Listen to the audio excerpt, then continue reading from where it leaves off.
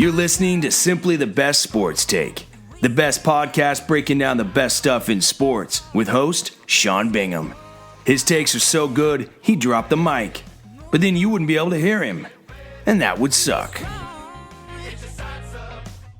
Welcome into STB Sports Take, Simply the Best Sports Podcast. I am your host, Sean Bingham. Thank you for being here. We are on YouTube, Spotify, Apple Podcasts, Google Podcasts, Anchor Podcasts.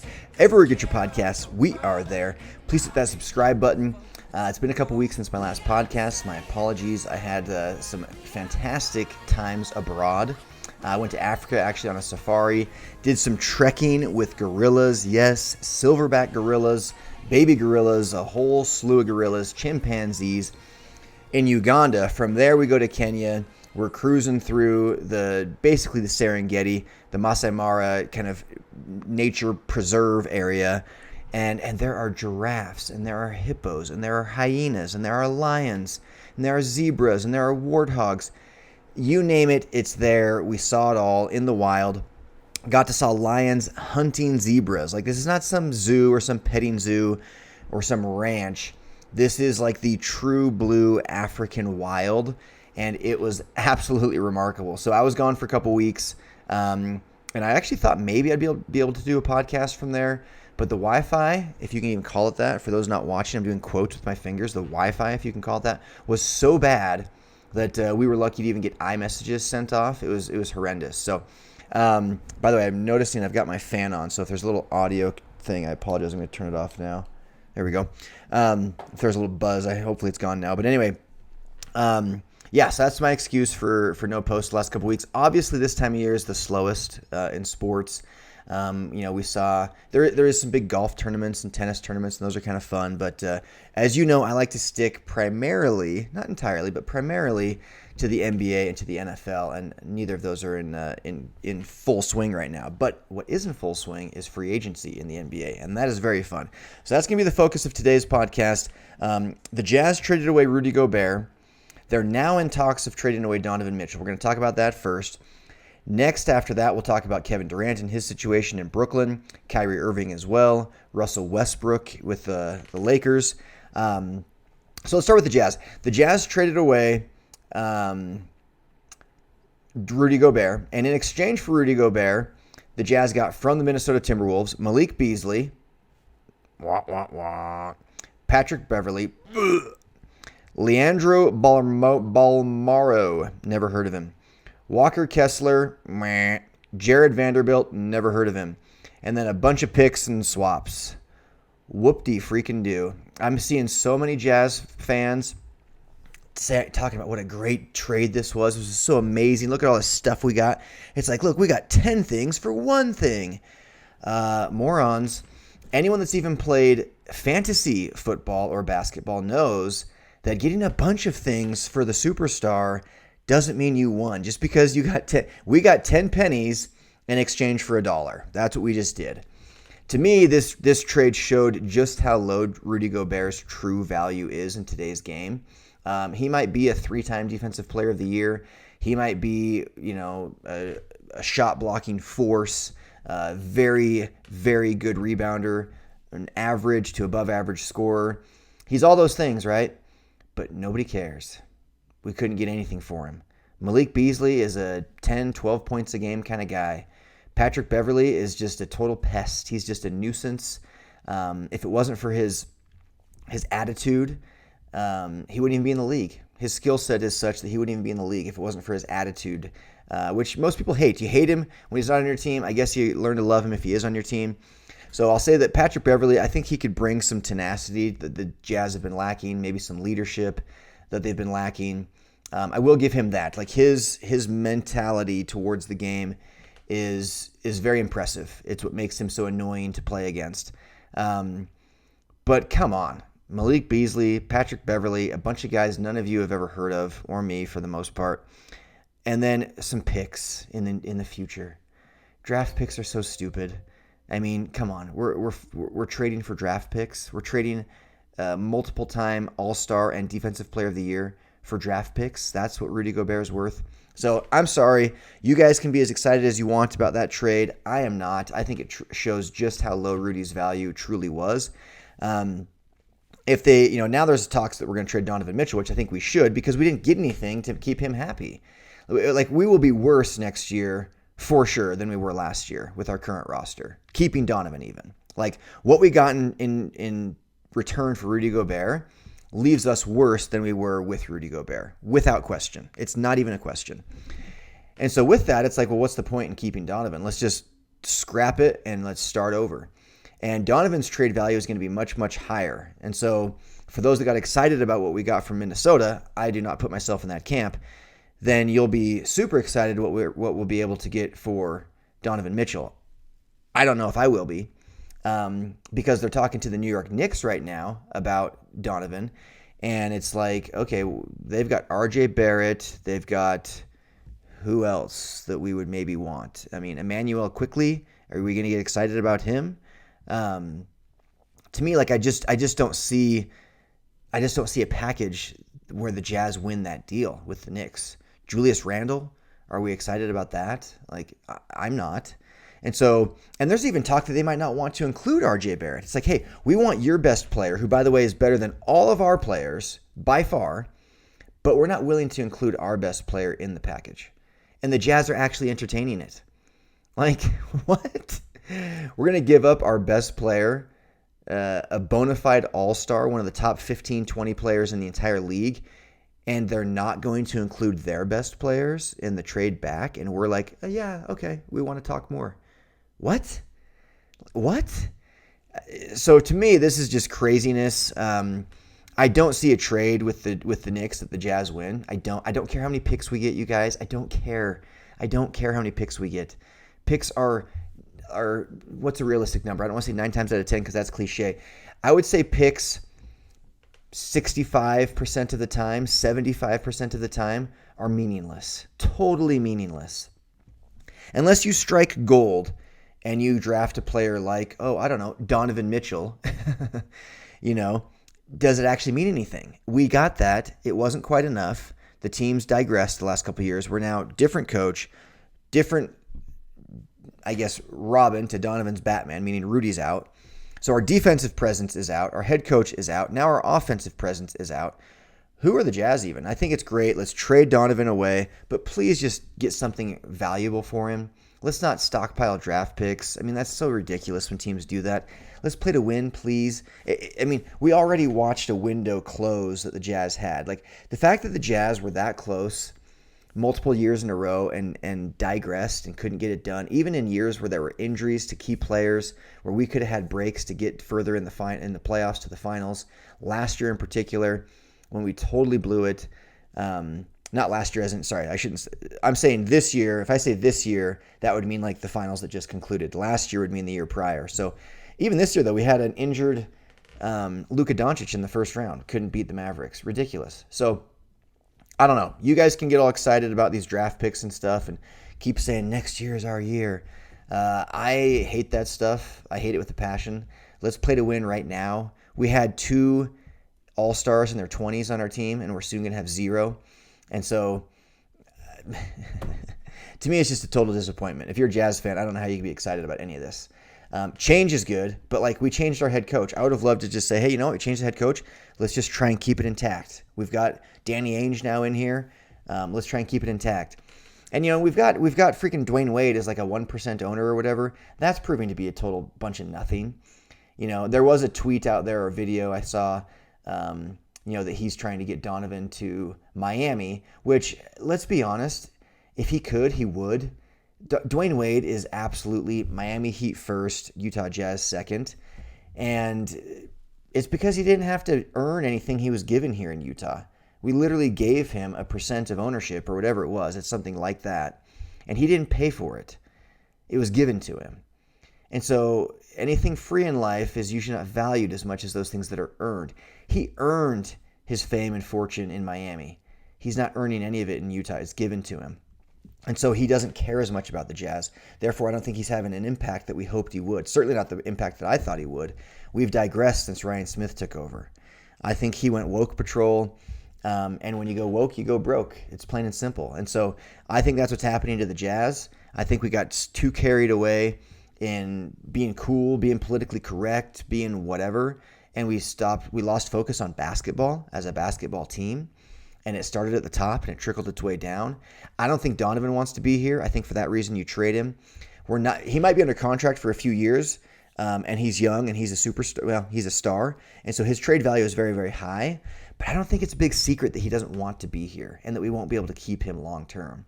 That's the issue with Utah. We can't keep players long term. My buddy John Heath, who just had a birthday, by the way, happy birthday, John. He texted me a few days ago and was just asking about this whole thing. And he's like, why can't we? What are we going to do with Donovan? I said, the truth is, dude, nobody wants to stay in Utah. Like, outside of Stockton and Malone, that's an era that's just in the distant past at this point. That's ancient history. But we had Gordon Hayward, and he's like not a superstar. We couldn't keep him. Then we get Donovan Mitchell, we draft him, and he's like this savior replacement to Gordon Hayward. And it's very clear that he doesn't want to be here either. He will leave at the end of his contract. He got stoked at this big fat contract because now he's like, shoot, like I'm set for life now. Like that last contract that Donovan signed, the last extension, set him up for his life. Okay, so of course he's going to be excited about that. Of course he's going to jump in the pool fully clothed, right? He just made $100 million. But ultimately he doesn't want to be here. I think he views, that's what's so funny about this politically correct stuff, is I've lived in Utah most of my life. Like, are there racist people in Utah? Of course. Are there racist people everywhere you go? Yes, of course. I think that there is a false narrative out there that Utah is somehow more racist than other places. And I just have not experienced that. And I've traveled the world all the way over. I've lived in 5 or 6 other states. In fact, maybe even more, like 7 or 8 other states for months, even years at a time. I've been to 50 plus countries. I can tell you with absolute certainty that there is not more racism in Utah than there is in other places. They're just not. But Ryan Smith acted like there was. He acted big time like there was. And so when the owner is acting like it, of course the younger players are going to embrace it and be like, yeah, screw this place, you know? So I think there's a big part of Donovan Mitchell that wants out, and I think that plays a role. And it's too bad because Utah is a great place to live. Donovan is absolutely adored and loved and revered here in Utah, worshipped. And it's just too bad that I think he views it as not good enough for him. He wants to go, he's been in the playoffs year after year after year, and he wants to go play for a losing franchise in the New York Knicks. Literally, they have maybe the biggest advantage in the history of sports, the New York Knicks do, and they never even make the playoffs. Like, that's the most dysfunctional, broken franchise out there, and that's the franchise that he wants to go to. Fine, go. I just don't think we should trade with them. I think we should get another team involved, do some sort of 3-way trade where we end up getting real value back, like an actual superstar back, because these draft picks are ridiculous. Because what does it do for Utah? We already drafted Donovan. We already drafted Gordon Hayward. We couldn't hold on to either one of them. So I don't like it. I don't like it one bit. I don't mean to be a naysayer, but to me, you know, change is good, but we're clearly digressing. So it's like, darn, we gotta digress in order to progress. And I would have liked to see that we could just progress from where we were at because we had 2 stars in their 20s. There's not many teams in the league that have 2 all-stars in their 20s. The Jazz were one of them. They now don't. Okay, moving on.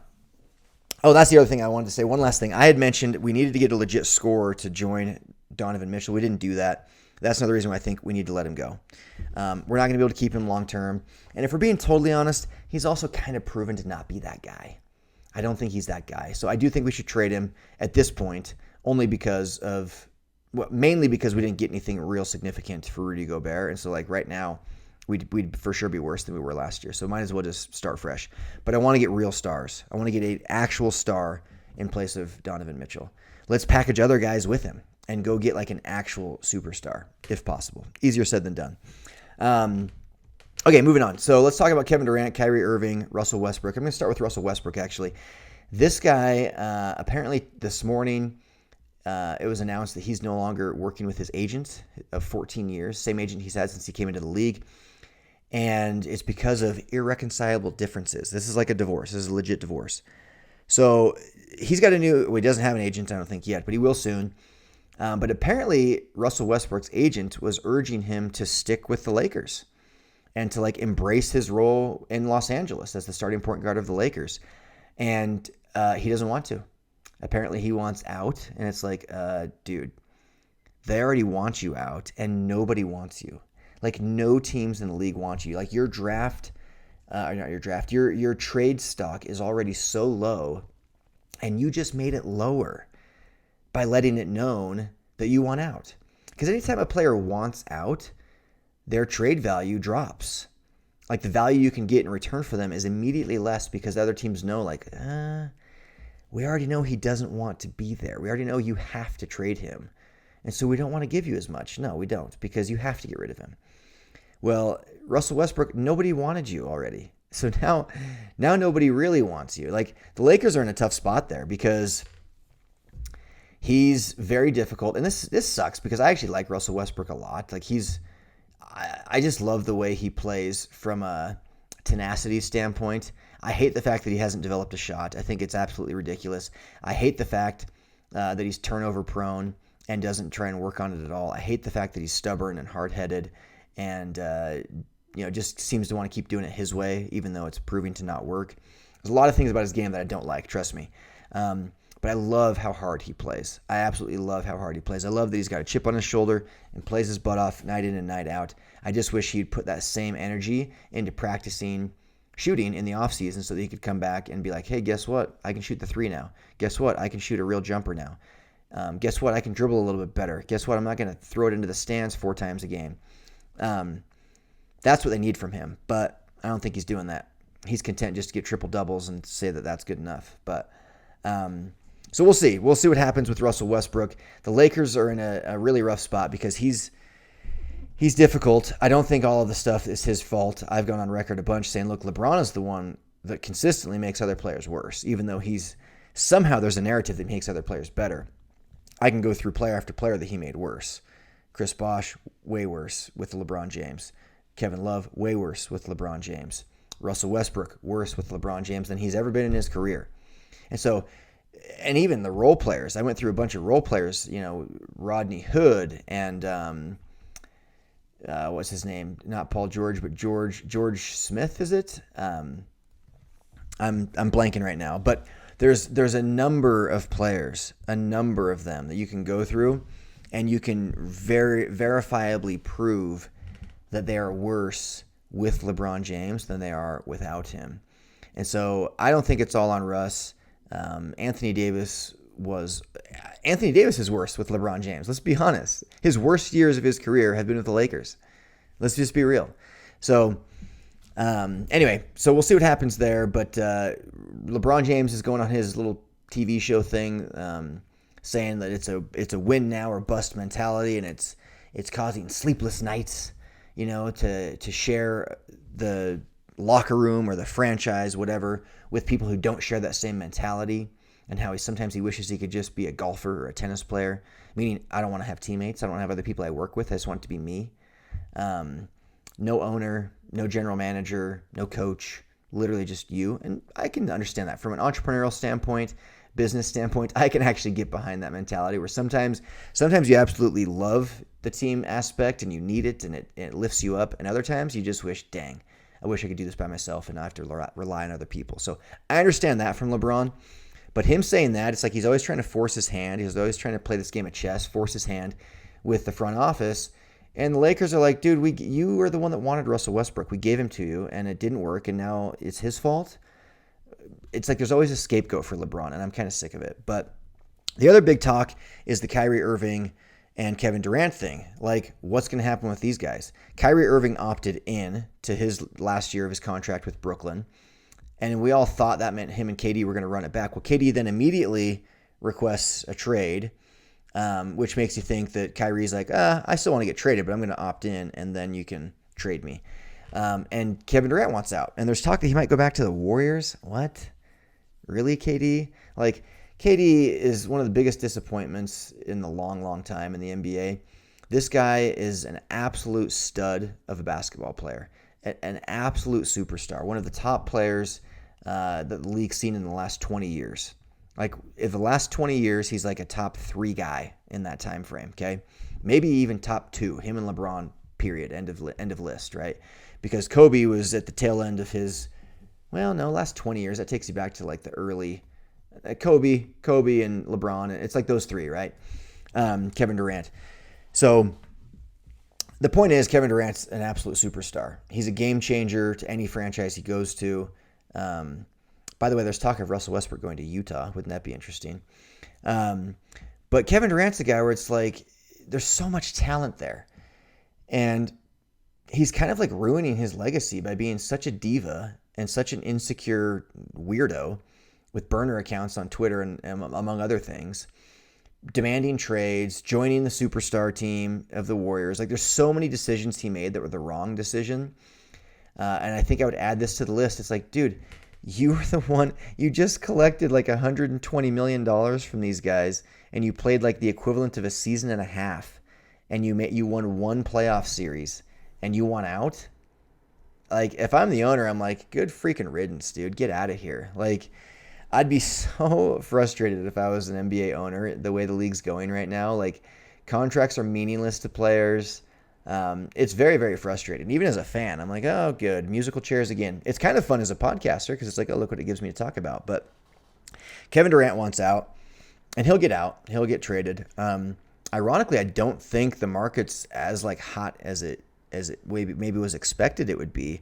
Obviously, everybody wants him, but he's definitely at the very end of his prime, and he's also for 3 seasons straight now dealt with pretty significant injuries. And a bunch of little bang-up type injuries that take him out of games for, weeks at a time.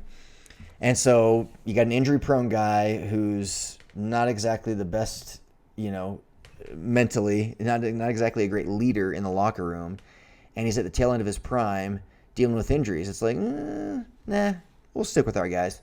And you got to pay him $50 million a year, is what it'll end up being. So not a huge market there that I think people expected, but he's under contract for several years. So it's like, well, maybe him and Kyrie are forced to run it back. Are they going to pout their way out like James Harden did? I don't know. That's where I'd be really frustrated if I was an NBA owner. It's very frustrating to watch. So I don't know what's going to happen to him and Kyrie. If I'm an NBA GM, I want nothing to do with Kyrie Irving. That guy is one of the most overrated players in NBA history. I did a podcast about that just a couple weeks ago. I wouldn't touch him. I would not touch him. I don't want him. I wouldn't want Russell Westbrook, unfortunately, with his attitude and his diminishing play. I wouldn't want him either. I want the young stars. I would want to hang on to a guy like Donovan Mitchell, but he doesn't want to be there. And so it's like, what do you freaking do? I don't know. I think the NBA needs to change something, though, because there's all these, the balance of power is so out of whack. It's like the ultimate cheat code just to be in a city that has a bigger population.